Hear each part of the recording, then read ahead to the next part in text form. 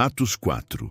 E estando eles falando ao povo, sobrevieram os sacerdotes e o capitão do templo e os saduceus, doendo-se muito de que ensinassem o povo e anunciassem em Jesus a ressurreição dentre os mortos. E lançaram mão deles e os colocaram na prisão até ao dia seguinte, pois já era tarde.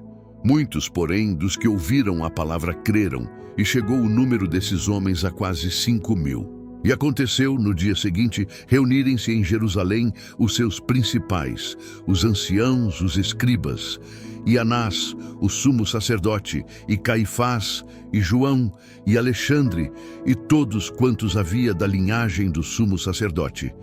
E pondo-os no meio, perguntaram: com que poder ou em nome de quem fizestes isto? Então Pedro, cheio do Espírito Santo, lhes disse: principais do povo, e vós, anciãos de Israel, visto que hoje somos interrogados acerca do benefício feito a um homem enfermo e do modo como foi curado, seja conhecido de vós todos e de todo o povo de Israel, que em nome de Jesus Cristo, o Nazareno, aquele a quem vós crucificastes e a quem Deus ressuscitou dentre os mortos, em nome desse é que este está são diante de vós. Ele é a pedra que foi rejeitada por vós, os edificadores, a qual foi posta por cabeça de esquina. E em nenhum outro há salvação, porque também debaixo do céu nenhum outro nome há, dado entre os homens, pelo qual devamos ser salvos.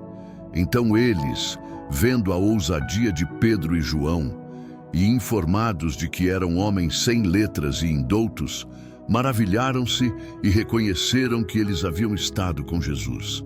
E vendo estar com eles, o homem que fora curado, nada tinham que dizer em contrário. Todavia, mandando-os sair fora do conselho, conferenciaram entre si, dizendo: que havemos de fazer a estes homens? Porque a todos os que habitam em Jerusalém é manifesto que por eles foi feito um sinal notório, e não o podemos negar. Mas para que não se divulgue mais entre o povo, ameacemo-los rigorosamente para que não falem mais nesse nome a homem algum.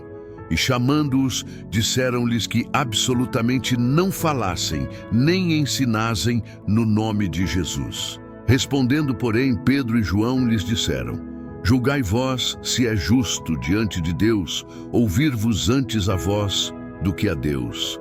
Porque não podemos deixar de falar do que temos visto e ouvido. Mas eles ainda os ameaçaram mais, e não achando motivo para os castigar, deixaram-nos ir por causa do povo, porque todos glorificavam a Deus pelo que acontecera, pois tinha mais de 40 anos o homem em quem se operara aquele milagre de saúde. E soltos eles, foram para os seus, e contaram tudo o que lhes disseram os principais sacerdotes e os anciãos. E ouvindo eles isto, unânimes levantaram a voz a Deus, e disseram: Senhor, Tu és o Deus que fizeste o céu, e a terra, e o mar, e tudo o que neles há, que disseste pela boca de Davi, teu servo. Porque bramaram os gentios, e os povos pensaram coisas vãs. Levantaram-se os reis da terra, e os príncipes se ajuntaram a uma contra o Senhor e contra o seu ungido. Porque verdadeiramente contra o teu santo Filho Jesus, que tu ungiste, se ajuntaram não só Herodes, mas Pôncio Pilatos, com os gentios e os povos de Israel, para fazerem tudo o que a tua mão e o teu conselho tinham anteriormente determinado que se havia de fazer. Agora, pois, ó Senhor, olha para as suas ameaças e concede aos teus servos que falem com toda a ousadia a tua palavra, enquanto estendes a tua mão para curar e para que se façam sinais e prodígios pelo nome de teu santo Filho Jesus. E tendo orado, moveu-se o lugar em que estavam reunidos, e todos foram cheios do Espírito Santo e anunciavam com ousadia a palavra de Deus. E era o coração e a alma da multidão dos que criam, e ninguém dizia que coisa alguma do que possuía era sua própria, mas todas as coisas lhes eram comuns. E os apóstolos davam, com grande poder, testemunho da ressurreição do Senhor Jesus, e em todos eles havia abundante graça. Não havia, pois, entre eles necessitado algum, porque todos os que possuíam herdades ou casas, vendendo-as, traziam o preço do que fora vendido e o depositavam aos pés dos apóstolos. E repartia-se a cada um, segundo a necessidade que cada um tinha.